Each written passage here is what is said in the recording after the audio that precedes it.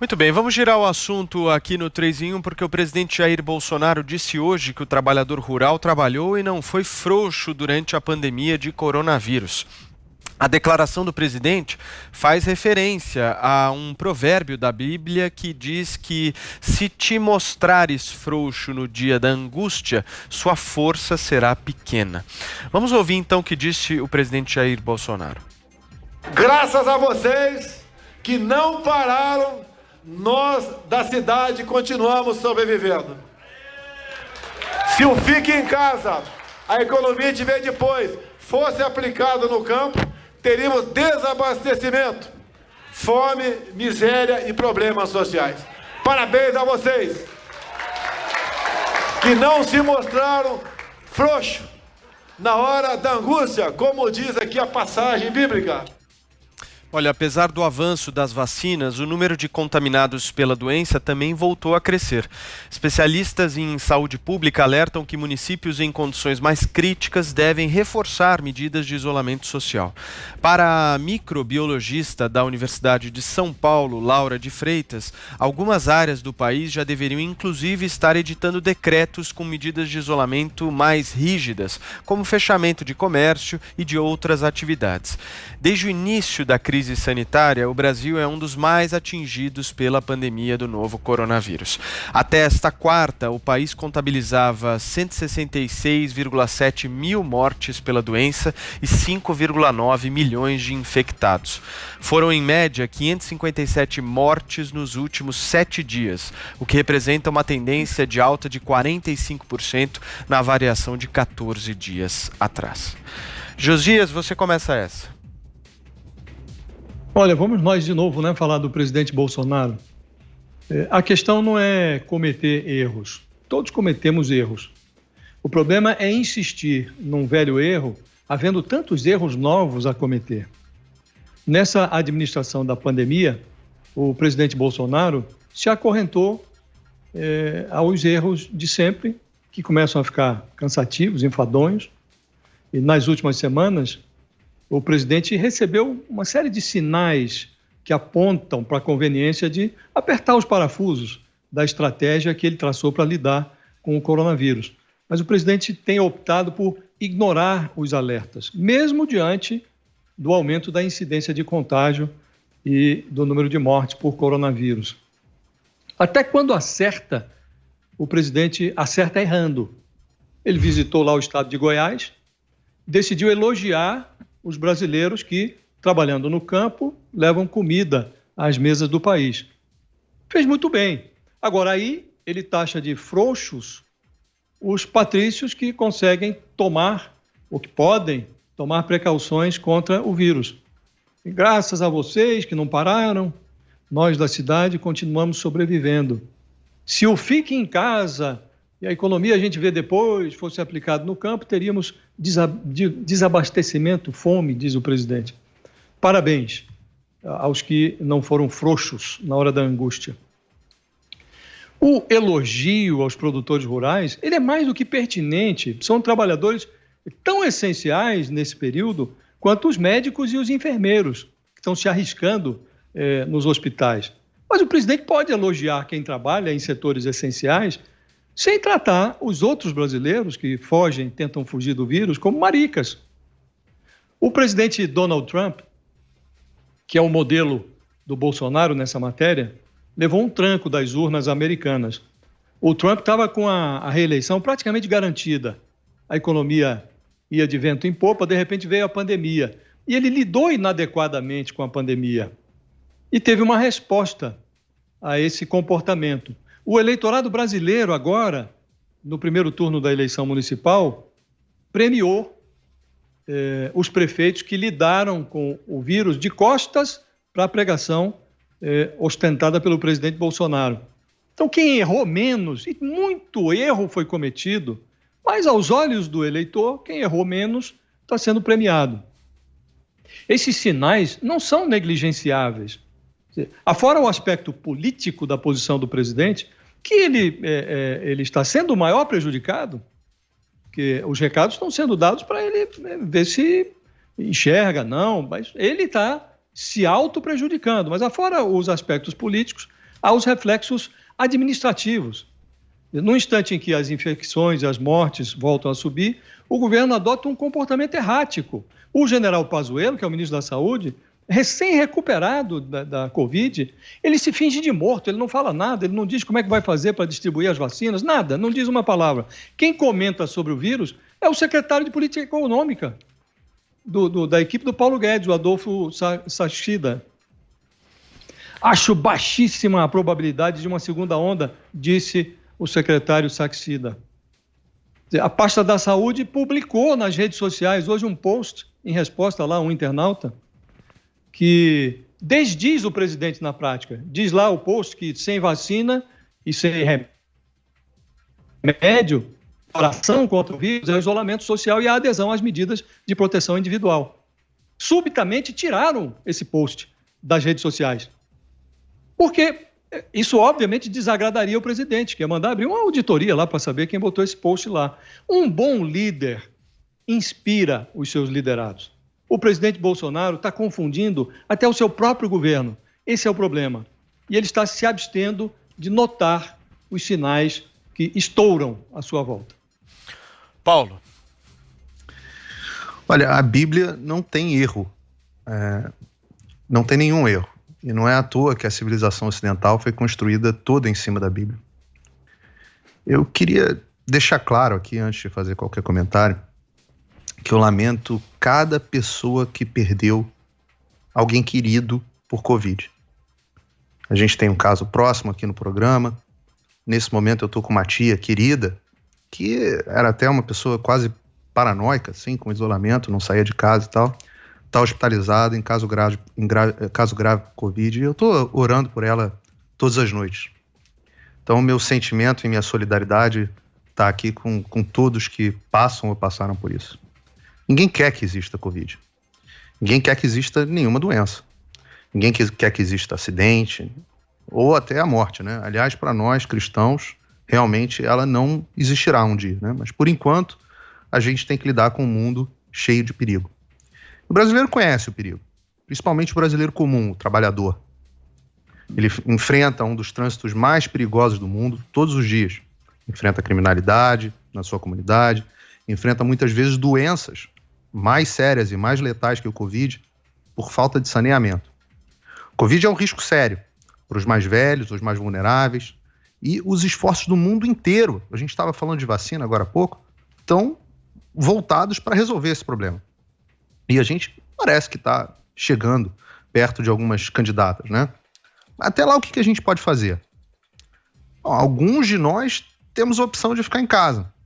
Em geral, esses que dizem que todos devem ficar em casa, têm essa opção.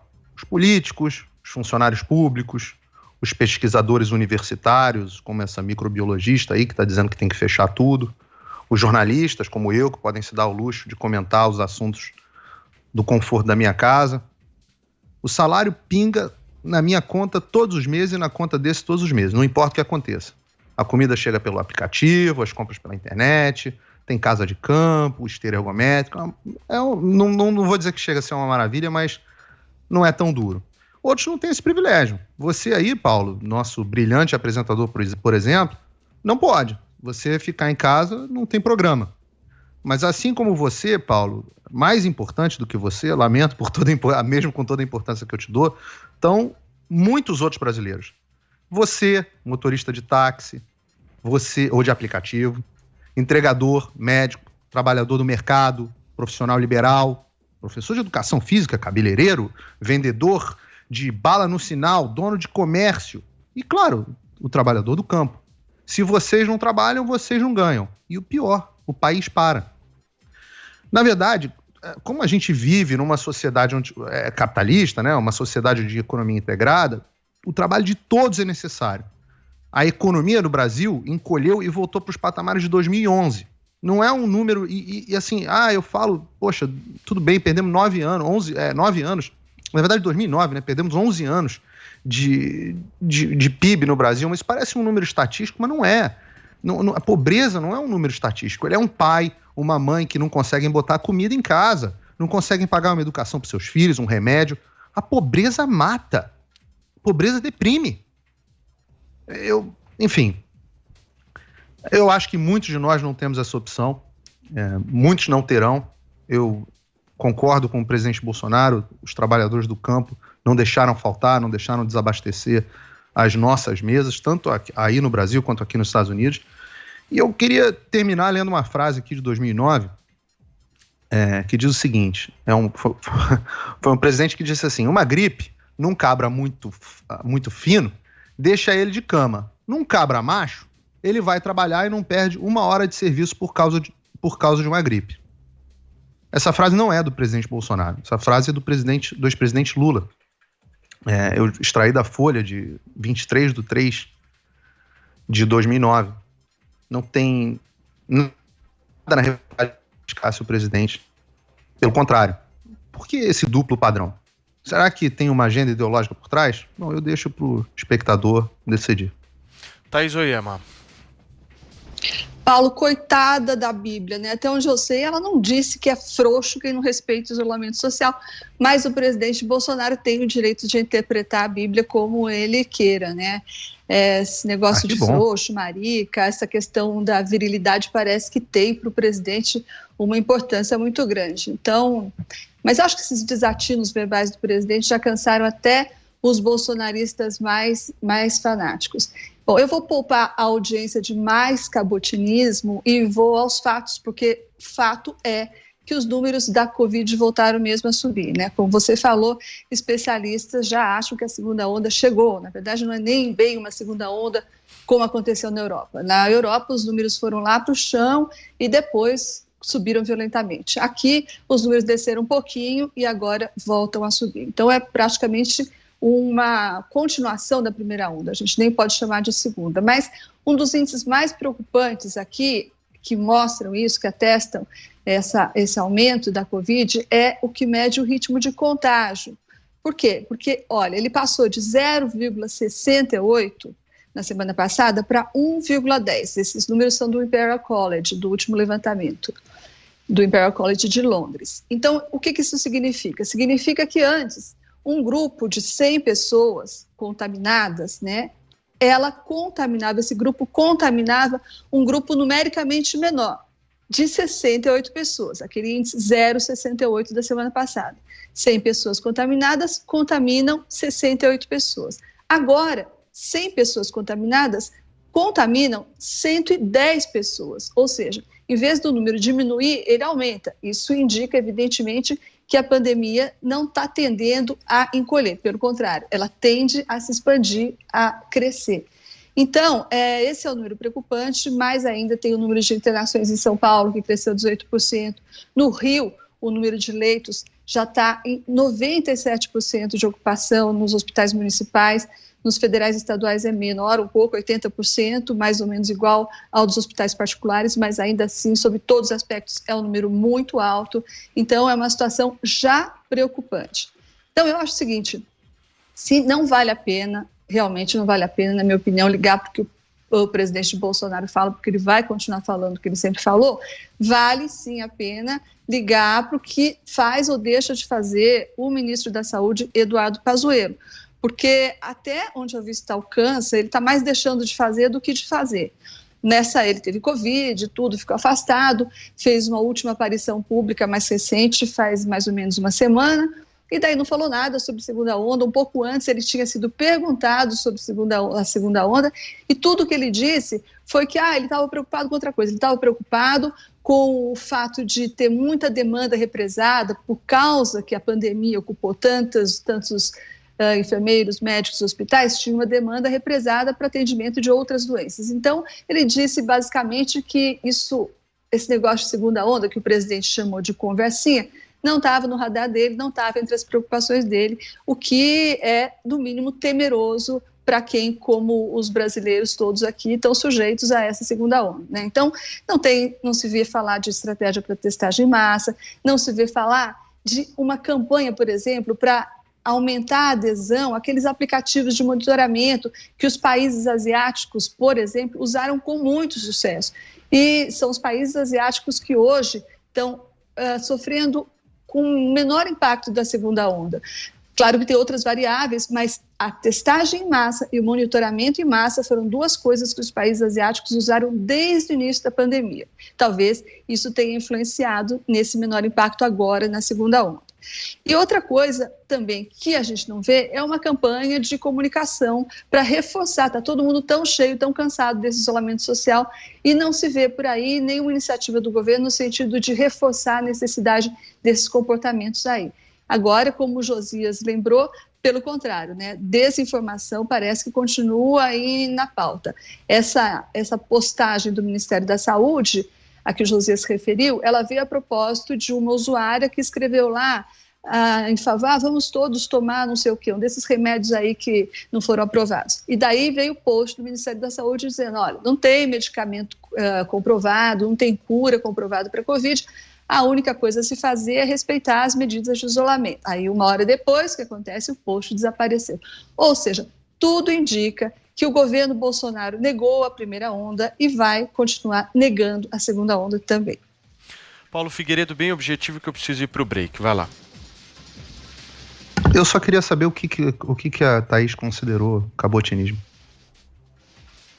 Thaís. Você vestiu a carapuça? Não era para você não, Paulo. Eu tô te perguntando, não vesti nada, tô te perguntando. Você sabe o significado de cabotinismo? Bom, eu acho que é alguma coisa em torno de fingimento, uma espécie de sinalização de virtude. Eu queria saber o que você achou? Qual foi o cabotinismo? Cabotinismo, a carapuça sirva para quem foi? quiser. Cabotinismo é você ser um mau ator, se dar muita importância, se dar grandes importâncias, sendo que a sua própria importância não corresponde à sua estatura. Mas disso a pessoa não sabe e age como se fosse uma pessoa tremendamente importante. E isso faz com que o comportamento fique um pouco ridículo. Isso é a definição de cabotismo para o cabotino, para resumir. E qual foi? Qual foi o que, Paulo? Qual foi o ato de cabotinismo que você falou no ar agora? Eu generalizei. Se a carapuça te serviu, sinto muito. Mas você generalizou para quem, meu Deus? Você tirou da Paulo, cabeça? Paulo, eu acho que aqui, acho que aqui a gente está aqui para debater ideias, não é? Não é para debater pessoas, de que a gente está falando. Fica calmo, Paulo. Aqui é só um debate, só um programa. A gente não está brigando, não está nada. Então fica calmo, vai. Querido, eu tô super calmo, você tá me vendo alterado? Thaís, eu preciso ir para o intervalo comercial agora.